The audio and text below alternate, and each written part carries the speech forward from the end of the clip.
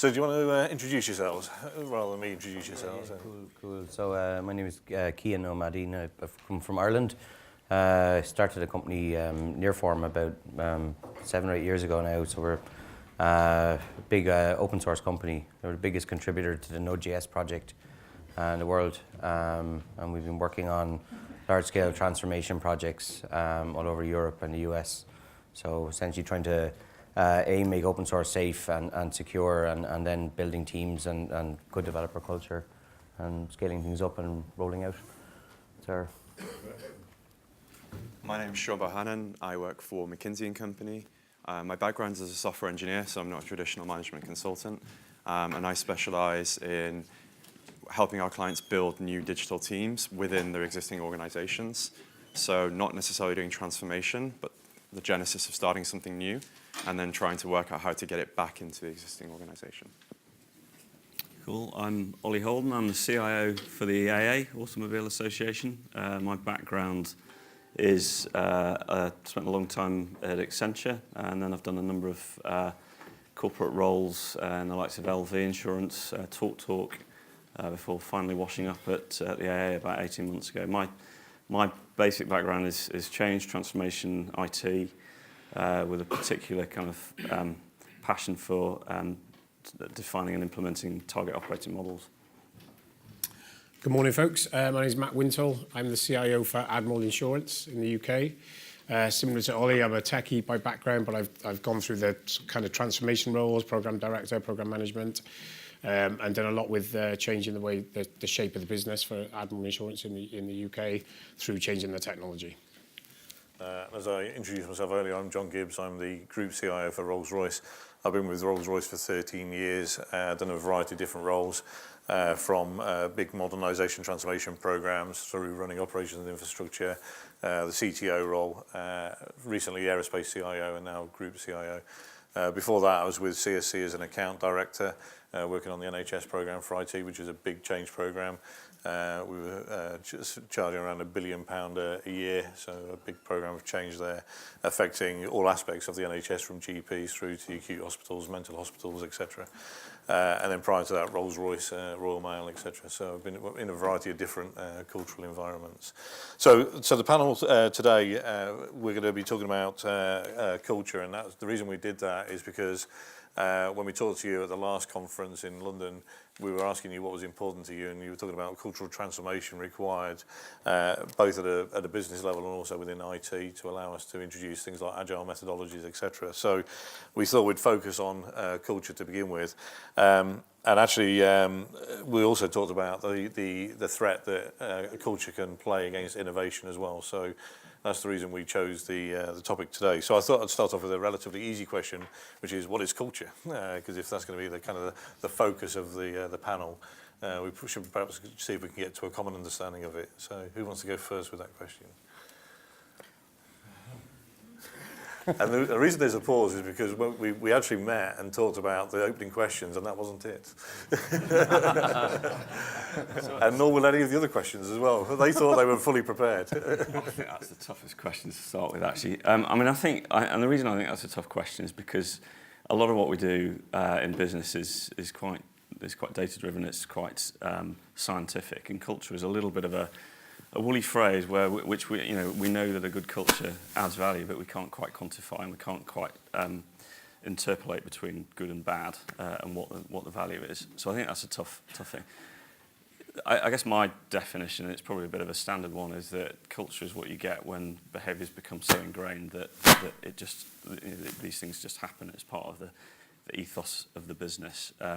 My experience is that takes a couple of years. It's very, very hard to shortcut a culture change.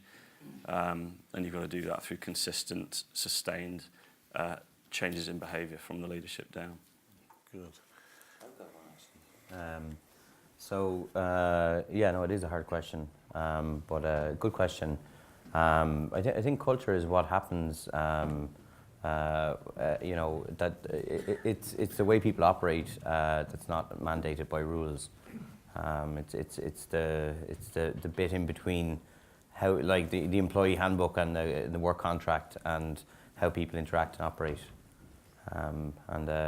Good culture. Everybody, talks about the likes of Netflix and folks like that, where they're really kind of banging a drum about how great their culture is and stuff like that, and it's kind of an aspirational thing, really. Yeah. I think for me, reputation is enough to get you people to come into your company. Culture is what's actually going to help you retain talent. So if you don't have the culture internally, you can attract the best people.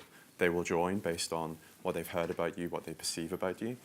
But if you don't have the right culture, you're not going to keep them very long.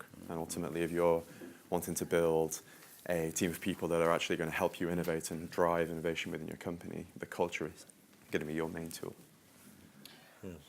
I think you've asked a question that people would write dissertations and essays on for the next 10 years. It's an impossible question to answer. But to me, it's all the little things. It's all the little things. It's the little behaviours, the symbols, the rituals. And it just grows up over time. And it's hard to describe. And at Admiral, we're quite proud of the fact that we have something that's really difficult to replicate. And some of it came from the founders. I think that's really important. The founders of a business will set the culture. And then they drive these little behaviours. It's the way people dress. It's the way people act amongst each other. It's the way people look after each other. I don't think you could ever actually write it down in a few words. And it takes a long time to grow it. It takes a long time to nurture it. But it becomes work in the end, because it's important to you. It's important to you as a business. It differentiates you. So you watch these little things and you make sure you keep doing them. So it's all the little things that build up to something that makes you different. Good. And is there anybody in the audience who's got I wouldn't say a better definition of culture, because clearly it's the great panel we've got, but... I've got a simpler one. Yes. Which I was told years ago by management and leadership trainers, and I think it's great, because there's a lot you can say on culture, but they say culture is simply the way we do things around here. Yeah. Okay, good. That's I've got one. Yeah. I think culture is a collection of people who live in shared values and goals. Is that Wikipedia on there? Sorry? Is that Wikipedia you got up there? It's not Wikipedia, no. It's my own slide from a talk later today. There's a quote as well from the CEO of Airbnb, and he says, a company's culture is the foundation for future innovation. Yeah. Great. And what about the panel? Do you think an organisation has a single culture, or do you believe that there could be subcultures within an organisation? I would say, again, it just comes down to people. So if I look at Admiral, we've got our sales department, we've got our customer services department, we've got our claims department. And whilst there's an overarching way that we behave together, this kind of family feel, the guys in claims dress like the guy who runs claims, and the guys in sales dress like the guy who runs sales. There are subcultures, and I think a lot of it's to do with leadership. So people do follow. I think a very important point about culture is that you cannot copy. Right? There are a lot of cases where companies had access to confidential information for their competitors, but they could not take advantage of that. Why? Because they didn't have the same culture. Right? It doesn't matter if you write down on the walls, but you cannot copy. So that's a very, very important. Yeah. No, it's interesting you talk about the different teams, because in Rolls-Royce we're trying to change the culture a little bit, and IT's trying to lead the way. My team keep telling me I should dress a little bit more like Shoreditch, sort of thing. So this is my attempt at trying to be trendy and young and that sort of thing. But The whole digital IT split of what started happening 8 years ago was a good example of this kind of speedboat that you try to create. So ultimately, you can try and be the tugboat that's churning around the big cruise ship, but ultimately, you need to merge those cultures back together. There's got to be one set of values that applies to everybody, but ultimately, the culture can be different for a small amount of time. But ultimately, what we saw was, as you create these new digital teams, the IT then sees it and wants to be like, oh, well, I want to be doing that work as well. So ultimately, you force the change, but it has to merge back together. I don't think you can have two separate cultures for a prolonged period of time. And before we talk about the positive side of things, and obviously we're going to talk about not the current companies you work for, but have you ever worked in an organisation with a poor culture? I think I've seen aspects of poor culture in most organisations. I was actually just musing. The AA is a very interesting company because it's 120 years old, and in the last 15 or so years, it's basically gone through a series of private equity ownership, which has really been all about taking money out of the business and not necessarily doing the right thing. But what's really quite curious is throughout that, the ethos of customer service and doing what's right for the customer has somehow clung on, and it's almost despite the leadership and the culture that's been instilled from the top. This customer service ethos has clung on through decades, and that's I found that quite surprising actually. That is interesting, because my experience has been the shadow the leadership casts quite often sets the culture and tone of the organisation below. So it's interesting to see that customer ethos surviving in spite of. It's almost like a grassroots kind of culture has remained despite leadership. And obviously we're changing that as fast as we can to build on that customer service ethos, because obviously that's got a lot of value. Yeah. What about the audience? Has anybody else worked in a poor cultural organisation? Sorry, going back to your earlier question, there's some very, very good work some 30 years ago by Professor Jerry Johnson called The Cultural Web, which focuses on how cultures operate. Yeah. And one of the points he brings up very strongly is cultures get embedded in the stories that get told, in the bar, in the shop, wherever. And if you want to make a change, you really have some very powerful storytellers who begin creating new stories along the way. And Jerry Johnson's work on the cultural web is well worth pursuing. It's standing the test of time. I think you raise a really good point around storytelling, don't you? Which is a skill, I think, which is increasingly more important amongst leaders. So, sorry, Rosie. The only thing I've some slight issue with is this idea that there's a single culture across an organisation. You know, I work for, lucky enough to work for an organisation which is global, which reach, it's federated, which leads to a set of sort of independent views, and therefore thinking that there's a core set of, one single culture within that is frankly for us not possible. It's about understanding that culture and what it means differently regionally, at the risk of pitching something I can talk about it, but next door 5 to 12, that's exactly what we measure.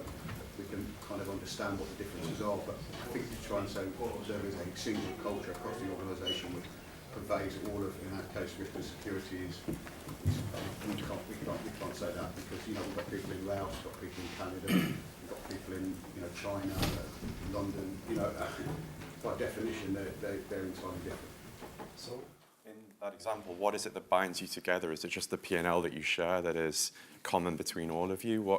What defines it as a single entity across all those multiple regions?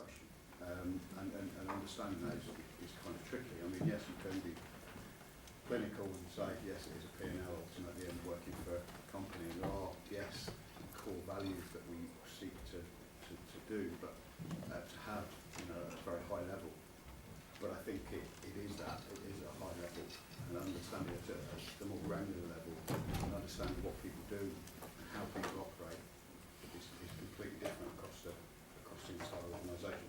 As a function of it being so federated as a model, as a business model.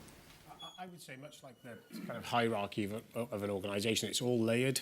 It's all layered, so you can have a set of beliefs, behaviours that you all share, and then layered on top of that, you might all do things differently, and then layered on top of that, you might all do things differently again. And it's like the classic peel in the onion, isn't it? I think there's at a core there are a sense of behaviours, and there's something there that makes the company, and then maybe it changes on the outskirts. But otherwise, if there isn't that core, is there a company? I don't know. We have kind of interesting kind of dynamics in our company. We're not a very big company. We're about 130, 40 people thereabouts, and we have people that work on new shiny stuff, and we have people that are under loads of pressure to deliver. And I have to say the level of the people across the board is really, really great. But there's a kind of subsection of the company who are open source contributors. They do that full time. They go around the world. They talk at conferences. They've kind of got that visibility and that presence and all that kind of thing. And a lot of times people will join the company because they think they'll end up doing that. But then they actually end up working in delivering a PaaS or something for a bank or whatever like. And it's trying to enable the people that are delivering the projects who are making money for the company to understand that actually this is strategic to us, and that it's really hard work that, you know, what the other people are doing and stuff, but it's a constant kind of you know, thing that you have to be careful about, because there's nothing worse than and I guess you'd all see it in transformation projects and stuff. So you've got like the people who are keeping the business going and you know, maintaining, you know, all your enterprise systems and stuff like that, and then you're trying to do something new, and the new shiny guys are over here, and it's like, you know, we're better than you, and no, we're making the money and stuff like that, and there's a bit of tension between those two groups, I guess. Yeah. Maybe I could put a different perspective just to the global company. I work for Ricoh, which is a Japanese print imaging company, and I think we find that although we've got 110,000 employees across the globe and an enormous turnover, but the culture as a Japanese company is embedded absolutely in our organisation. I think somebody mentioned about earlier on the founder principles. The values of our organisation are still the three founders that Mr. Ichimura drove into the business in 1936. And that's love your country, love your work, and love your neighbour. And as an organisation, we still drive to that. And sustainable development and things like that are all a key part of the Ricoh philosophy. And it's almost as important as the P&L on the balance sheet. So I think you can get a culture. It depends a lot on the founders, and it doesn't mean that everybody in 110,000 lives and breathes and walks the culture every day, but there are some key messages that filter through the organisation. There's a fantastic Japanese word called yukidachi, which means respect and dignity and walking in the shoes of the customer, and that, along with the three values and the three loves, absolutely is imprinted in everybody in the organisation. So it's a different perspective on maybe how culture can filter through an organisation. And I like the analogy of the onion, because actually Rolls-Royce is exactly the same. We hark back to Henry Royce and Charles, and what's interesting is if you work in Derby, then you work for Rolls. If you work in Bristol, you work for Royce's, and that's actually where those two guys came from, and that's hundreds of years ago. And it's amazing how that kind of culture can stick. So we're the same. We have the kind of right at the core, this trusted to deliver excellence piece. Then wrapped around it, and then the kind of the behaviours that we kind of all try and live. So what about cultural change then at a kind of a business level, before we then start to talk a little bit from a CIO perspective? So have any of you been involved in cultural transformation programs, and what have you seen work quite well?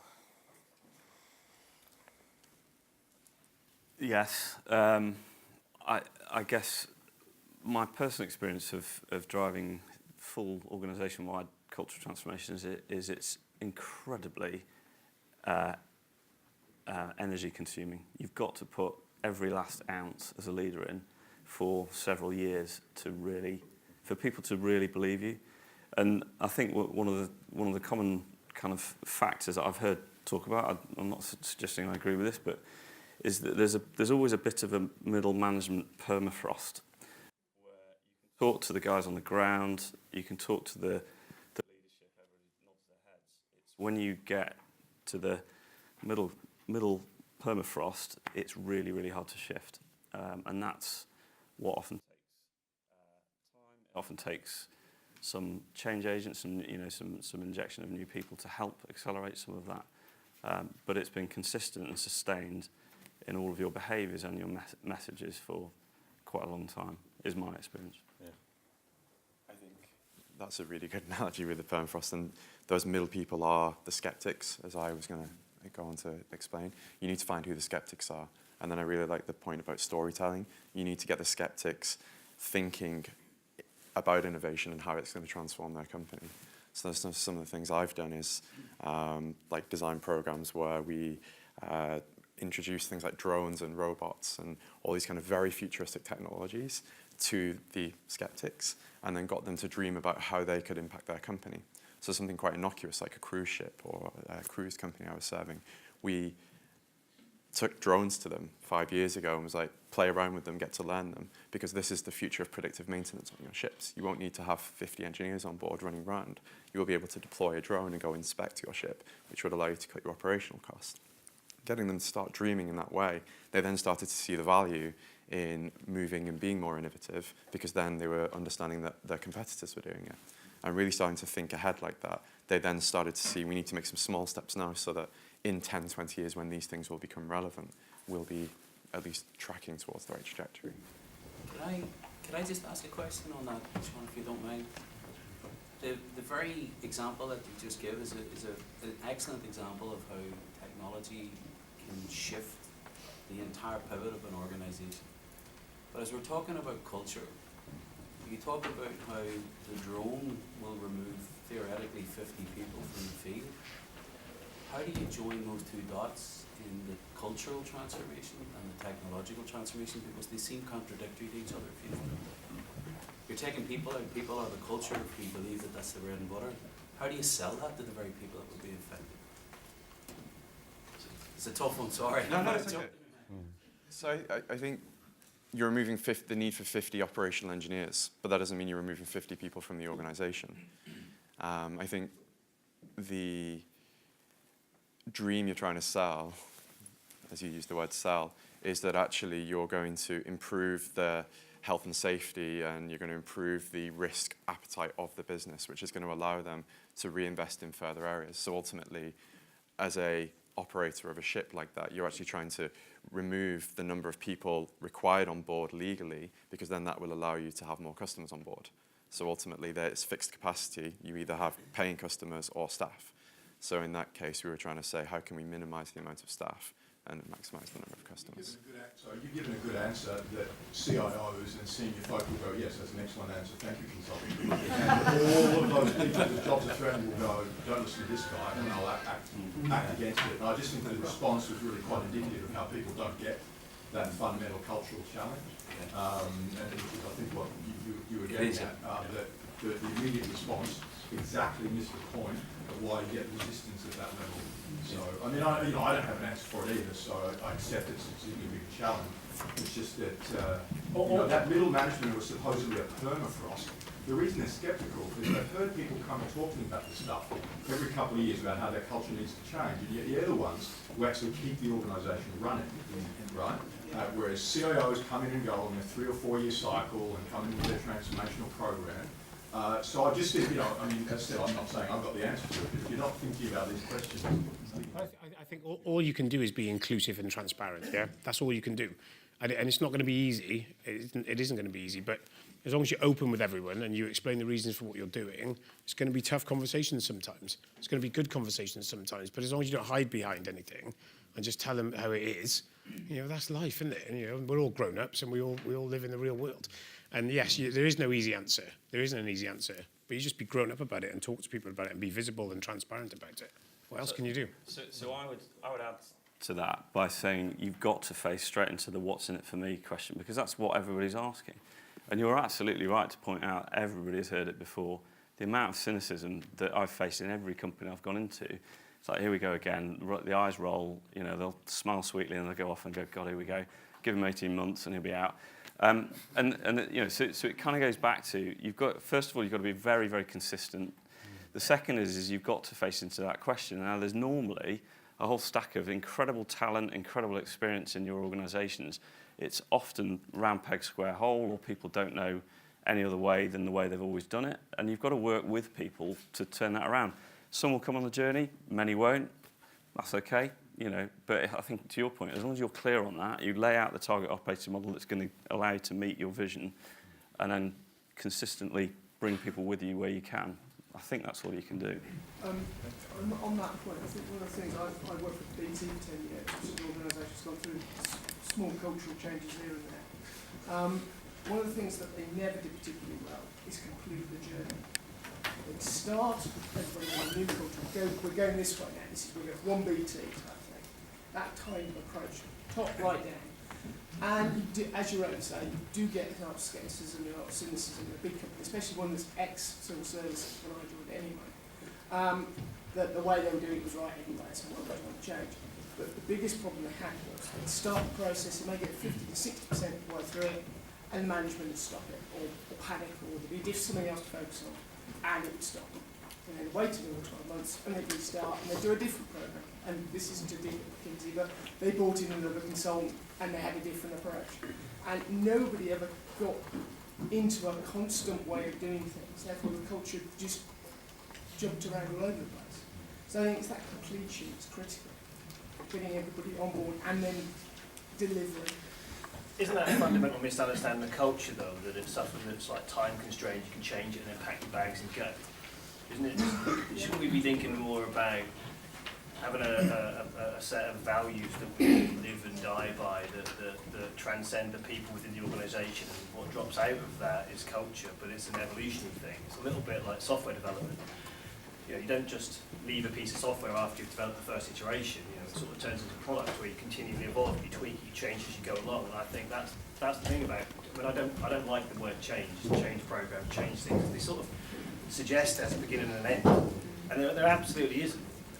So all the challenges that Guy at the back suggested around that we haven't answered, well, you can't answer them. You have to incrementally adapt and address these things as they hit you.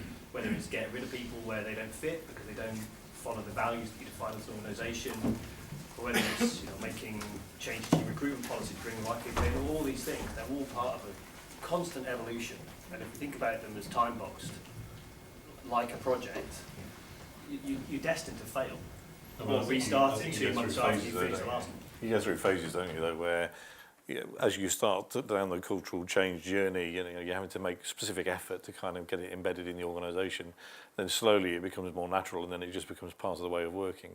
And I think that's kind of what I've seen in good cultural change programs is really clunky at the start, and people are getting used to a different language, different way of working, etc.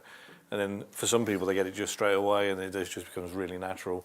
And other people, it takes them 2-3 years to get used to it, sort of thing. And the real skeptics, 5 years later, are still saying it will not change the culture around me. Well, but everybody else real is skeptics, they're still skeptics after that amount of time of perpetual sort of journey in a direction.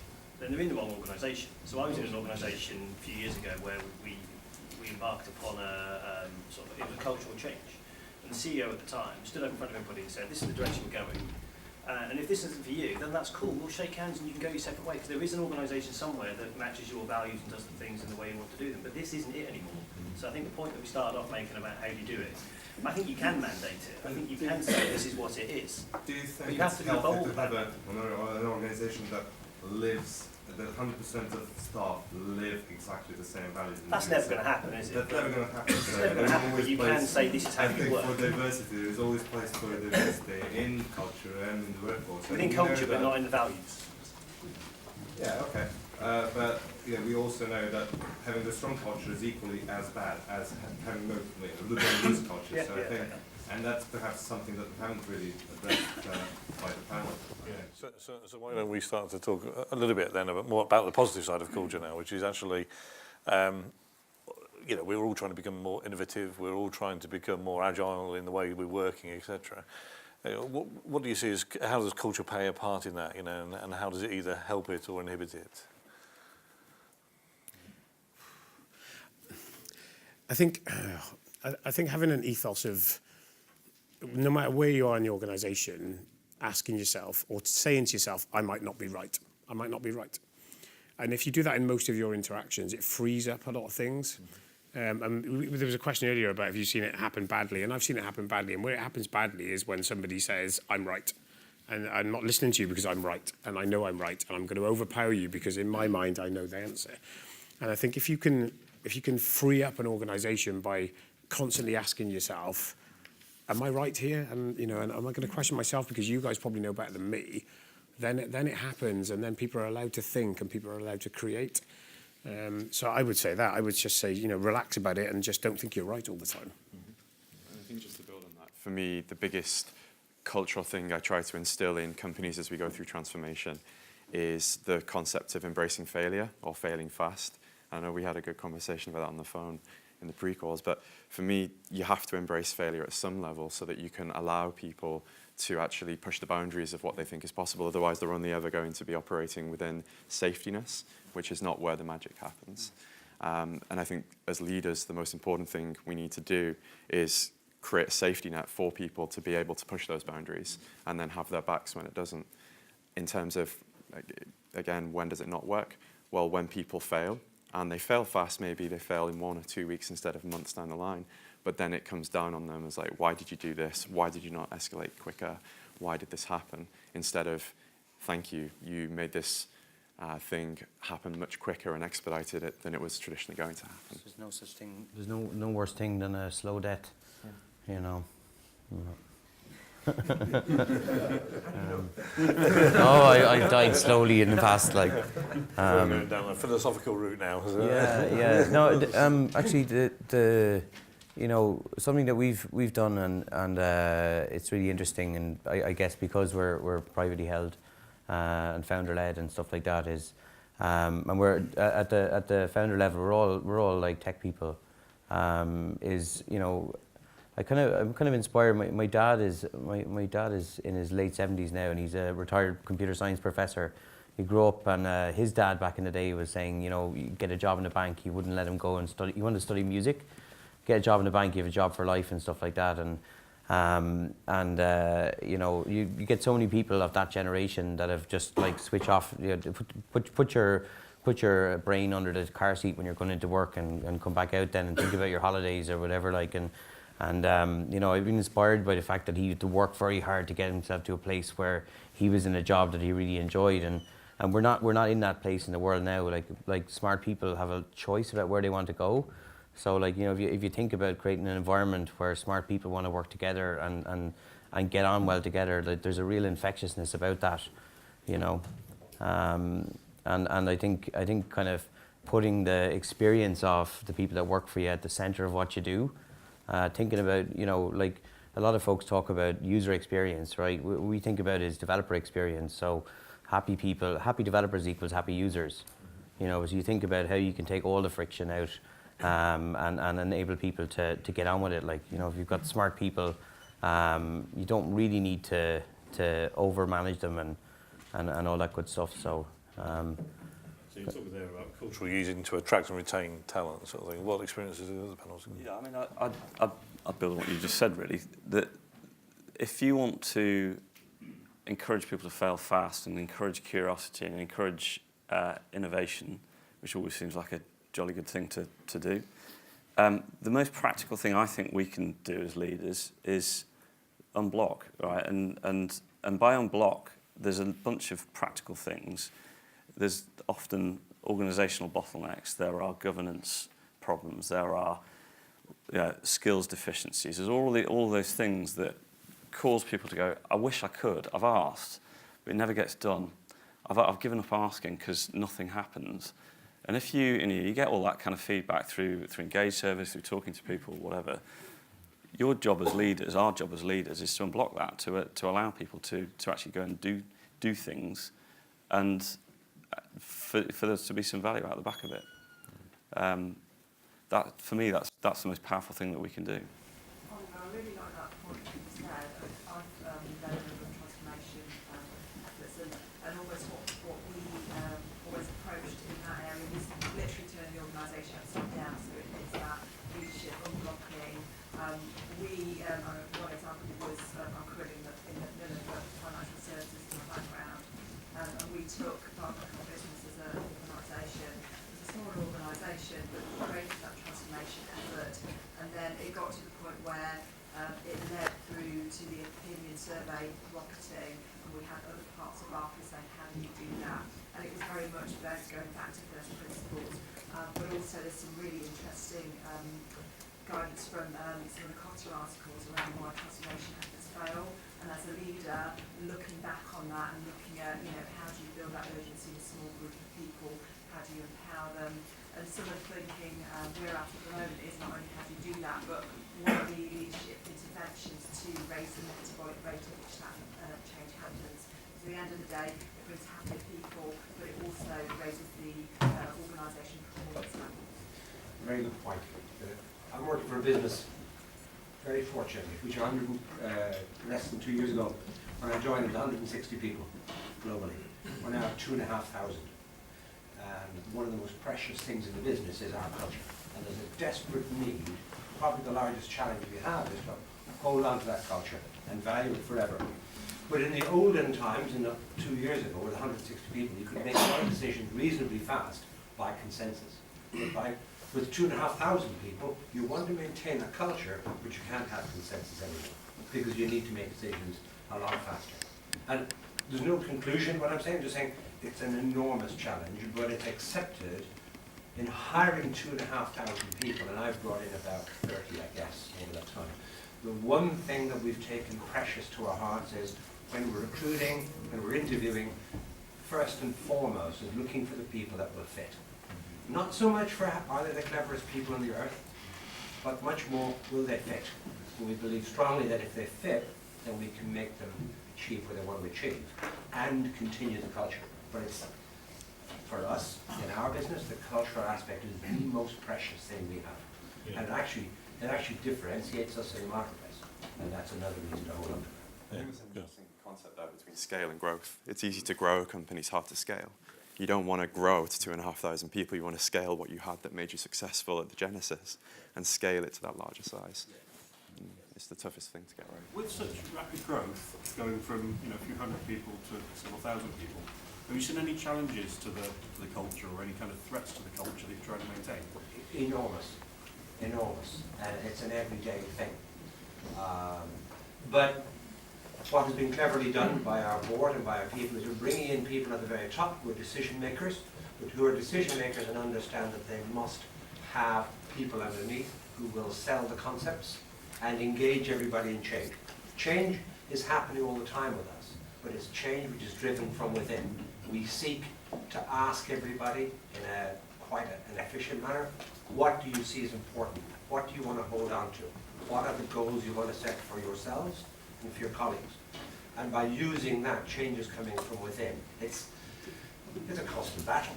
Every day is a battle, but it's a battle it's a pleasure to take part in. So you're seeing that culture kind of evolve as you're growing as well? Yeah, I mean, you're also seeing little pieces that are going to erode, pieces will fall off the sides. You will recruit people that don't fit, and you've got to find them and help them either to fit in or help them to see where the exit is. That sounds brutal, but the most precious thing is that culture. I think somebody mentioned earlier about diversity, though, as well, isn't it? I mean, there's a danger that you go out and recruit in your own image and you end up with 2,500 people that look like me, and that's not where you want an organisation at all. So you want an organisation of diversity of thought, diversity of capability and knowledge. How did you ensure actually you brought that diversity in, yet maintain that core value? To myself, yes. Yeah, well, luckily you're part of the panel now, as is everybody else in the room. I think we're helped enormously by the roots of our company in Romania. So we're not culturally led by a known thing. It's not American, it's not British, it's not Irish, it's Romanian. And it's the first ever unicorn company to come out of Romania. And so although we're now 2,500 people, there's still 650 of them in Bucharest. And that probably aided us a great deal in hanging on. Because we've had moments, I would say, in the last 2 years where it looked as if pieces were going to fall off the sides. We've now become an American corporation. But very, very deliberately, 2 of our C-level staff were kept in Bucharest. Very deliberately, any time there were major questions to ask, everything went back to the founders, the 6 founding fathers and daughters and mothers of the company. And the name of the company? UiPath. Yeah. So shamelessly plugging, I'm talking half an hour. That's okay. Is there a danger here we're mixing up values and culture? Yeah, so I was just about to say that. They're completely different things. Bedrock of stuff which, you hold dear, there's 3, customer at the heart and various other bits and pieces.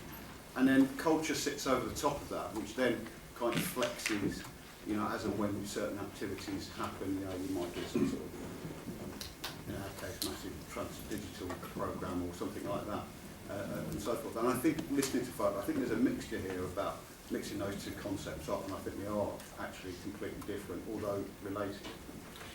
And even more so, I think values and heritage and background are just completely not the same. They're just completely irrelevant to each other. You can be from any background and have any heritage. Your values will be entirely the same as somebody from a completely different background. They're completely different, I would say, completely different. The way you think and you believe has got nothing to do with your background and your heritage at all. But I do think, again, listening to the conversation, I think it's easier to hang your coat on a set of values and identify those than it is to identify a culture, let alone change it, which takes years, and let alone then try and measure it. And I think there is that real risk of mixing those things up. Yeah. Can I make a comment there? I work for Ericsson, which is a very old company and probably sustained and survived all the changes last 120 years.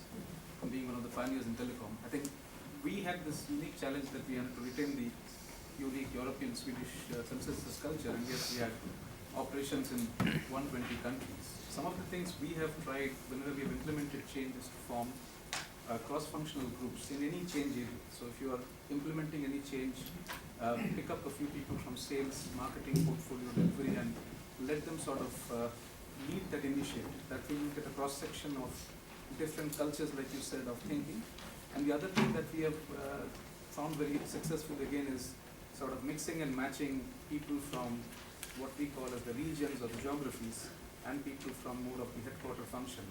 So that way what happens is you get a kind of a top-down, bottom-up approach very quickly. So these two things on a real life has helped us. And the third thing that we found is very useful is operationalizing some of the concerns. So we just now spoke about the permafrost, and I love that example because they are the battle-hardened middle management, who have seen all the battle scars. So one way which we found it very effective is to, whenever we introduce any change or any initiative, is to start thinking that if this goes through, like a chess, what are the kind of objections, what are the kind of questions that will come up, what are the kind of operational challenges that will come up. Make a very simple, frequently asked question document and start populating that as you go along. So people start thinking about that execution of the change and the problems that they can face. And once you have answered many of those things, you find adaptation becomes much more easier. Otherwise, just the vision itself, as you rightly said, the battle-hardened middle management finds it very difficult to take because they have been there, seen it all, and like somebody said from BT, with 10 changes in a decade, I mean, after that you cannot just sell change to them.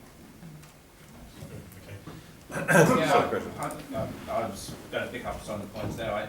My career, I've worked for a couple of Swedish companies, including Ericsson, Scandinavian Airlines, and then went to British Airways, a very different culture as well. And I go to your value point, lots of value in the middle there.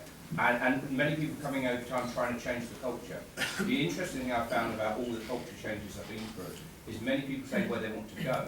Very few take what their culture is today. And I think if you can say what your culture is today, you can say which parts of your culture you want to remain. I think just announcing a new culture without really understanding that the basics of the culture won't change. What do you want to emphasise more going forward? Is there something you want to change slightly? So a very non-hierarchical culture in Scandinavia, a very hierarchical culture in BA. I mean, and BA wanted to change that over time, but in between we had a gentleman who lost the cabin crew's culture and everybody went on strike for a period and things like that. And you can see when you lose the culture of the organisation, and that's what happens there. The staff somewhere like BA own the culture, and the management try to shift it, and you need to understand what parts of that you can't change. I now work for an American company, yet another culture. And so I think when you see those differences, you've got to understand the culture you're in before you decide what culture you can move to. And I think too many people just say, we need to change our culture to this, but don't identify what the current culture is. Yeah, I really like that point because actually the real culture is there for a reason. Yeah. Right, there is a motivation behind why people are behaving the way they behave. Unless you understand what that is, you can't motivate them to change. Yeah. And too often it's, well, we want to be innovative. Great, we're all going to run DevOps teams. And in reality, there's a reason there for safety criticality and and safety culture and risk aversion and some of those things. And you have to be able to understand why those are there so you can treat them. I guess there's one other question I kind of have for the panel, which is there's a lot of CIOs on the panel. But cultural change is kind of hard just within an IT function, particularly when you've got dependency on HR policy, on unions. John's meeting with them tonight. You smack your head against the wall when you see a corporate communication come out which is so badly phrased and counterintuitive and counterproductive to what you're trying to achieve. There's a consensus that needs to happen at a senior leadership level, and too often I see these things are done in silos. So a CIO will say, we're going to change the IT culture. It's like, well, that's not really going to succeed on its own. How do you overcome those challenges? So why don't we broaden the question out to what's the role of a CIO in cultural change? So for me, it's maybe I'm in a fortunate position, but so our organisation, like many, is we've got a set of P&L owners, MDs of the businesses. You've got the CFO, CIO, and Chief People Officer. I see my role on the exec as incredibly privileged because I'm one of the few who can see across all of those P&Ls, and I can help to hold the mirror up to the organisation across all of those different areas and different silos. And therefore, first of all, you have to build the trust and respect, obviously, of your exec colleagues and be seen as a peer. But then I think CIOs have got a very unique position, very unique and privileged position that they've got to do something with. I agree with that, and I'd perhaps add to it that I think our job now is to open the box, and be free with it and say, look, technology is the business and business is technology. And the days of being the custodian of technology are just gone. They're gone, and you have to embrace it, because if you don't, your CEO will, and you've just got to be open with it and let the business run the business. And that's tech as well, and you just have to enable everybody to leverage what you've got. And that's tough, it is tough sometimes, because you're breaking down your own barriers there. You're used to working in an environment where you're in control of all this stuff. And that can't be the case anymore. It just can't. And if you look at the big tech giants, the guys who are doing it really well, there is no difference between business and technology. It's the same thing. And I think you have to get over that mental barrier in yourself and just say, let's play together, and let's open the doors. Never has teamworking been more important. Yeah.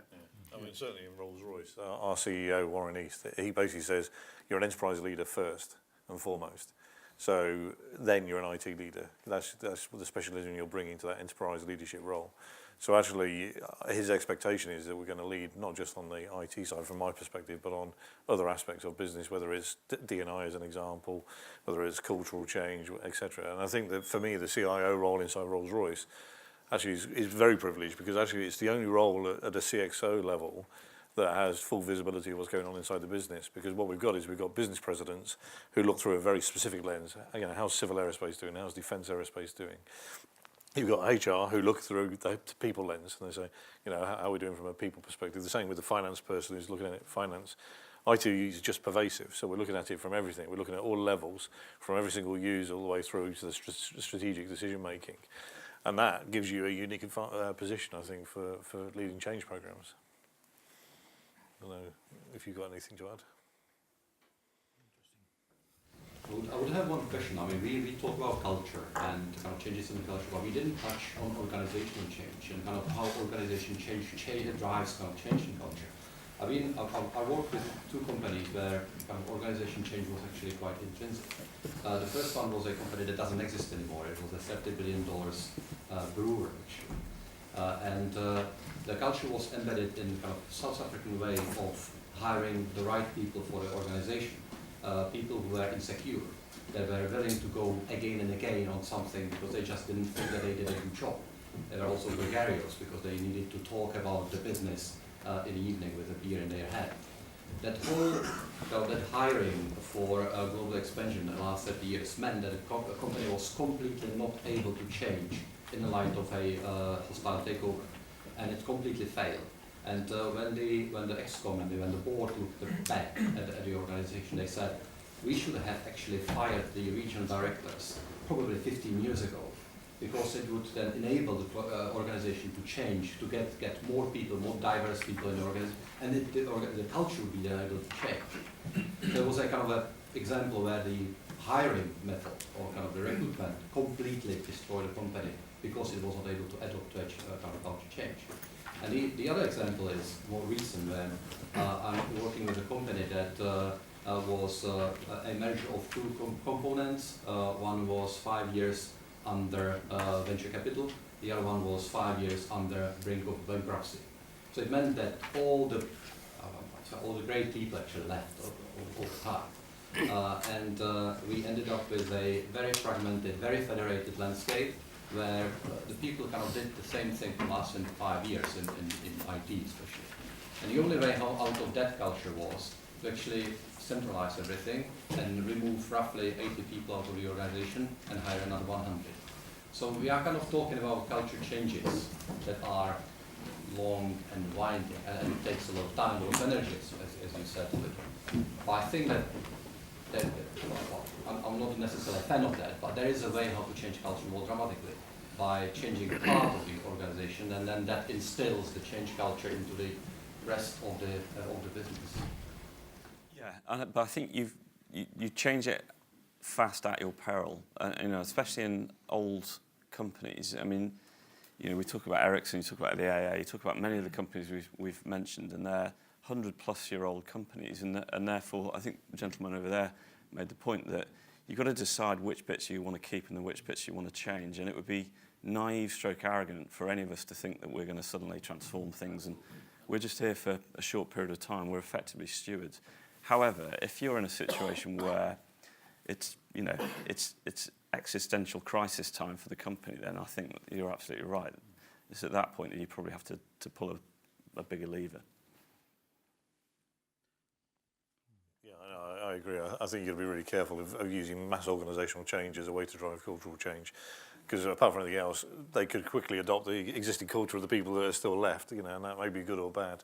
And I think you've got to decide what you're trying to achieve. Generally, big organisational change like that is because actually you need to bring talent in really quickly, or you've got to turn the business around really quickly to survive. It's not a cultural-driven change. Question for the panellists about that sort of thing, because you're all big companies and other people have been fairly big companies. Two things that may happen: you merge or you acquire. Acquisition's quite interesting because you're trying, normally in acquisition, you're trying to move the culture of the acquisition to your company, or maybe you don't sometimes if you want to think the difference. And then maybe the mergers are even more interesting because who's in control is the culture versus the work. And could you talk through some of your experiences there and which way you tended to see things go? How do you bring in, because most mergers and acquisitions I've seen fail not because of the due diligence you do, but because of the clashing culture when you bring it in. You don't align cultures quick enough. We've never done it. I'm in the luxurious position where we've never merged or acquired anyone, so it's all organic growth, so it's easy. It's easy. Yeah. Well, we've both disposed, acquired, and merged bits and pieces. So the interesting thing about the merger bit is Rolls-Royce merged with Allison engines in probably 2000, something like that. Vickers in 1998. And actually, people in those organisations still talk about working for Vickers and Allison engines in some respects. Because Rolls-Royce isn't like GE, where we come in and we brand everything instantly as, you know, your GE and that's it. Rolls-Royce tends to absorb and adapt with the companies that we merge. So we don't dictate systems, we don't dictate processes, or dictate ways of working. We kind of find it.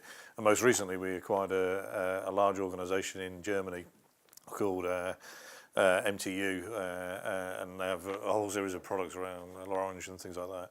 And if you go onto their sites, they've still got the MTU branding up there, still consider themselves to be MTU. And then when the Rolls-Royce guys turn up, they go, oh yes, we're Rolls-Royce.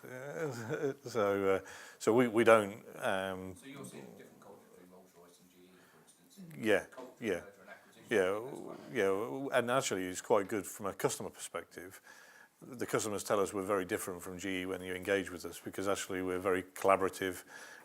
We don't see there's a Rolls-Royce way of doing things, which actually you can see inside the company as well. The problem is we don't turn up as one Rolls-Royce sometimes. You know, that is a challenge. Yeah.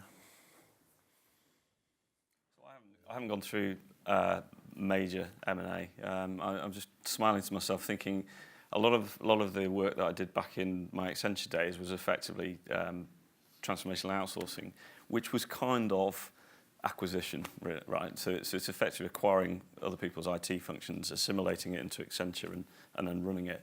And they were by and large, they were quite successful. Certainly the ones I was exposed to, and I think it was, you know, Accenture as a company. I'm sure McKinsey would say the same, with an incredibly strong culture and values globally, and an incredibly strong assimilation process. You know, we still joke about the chip that's behind the ear in any Accenture person.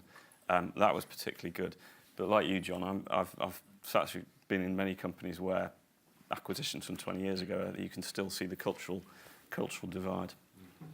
I think one thing that's important, though, is there are things that unite us across the company as well. So real customer focus, a focus on real quality engineering, you know, safety, you know, being trusted, you know, those sorts of things are actually right at the heart of the organisation, irrespective of where you are in the organisation. But we'd allow that diversity piece as well. Okay, so we've got 1 minute left. So is there a burning question that somebody's got for the panel? The killer question. Otherwise, I'll ask my one. Hi, side comment. So I'm not a leader or a CFO from it, but from a field point of view, everybody has talked about culture as something with a start and a finish. And I think with the move from the IT, with IT going from an operational unit to actually a business enabler, there is this need of looking at culture as something organic. And so Peril for Intel, so very old company as well. And so most of the people have been at Intel for 20, 30 years easily. And I think this is what I see as the biggest barrier going from something that is implemented. And okay, now we all say if we can move forward to actually change is the new norm within the organization.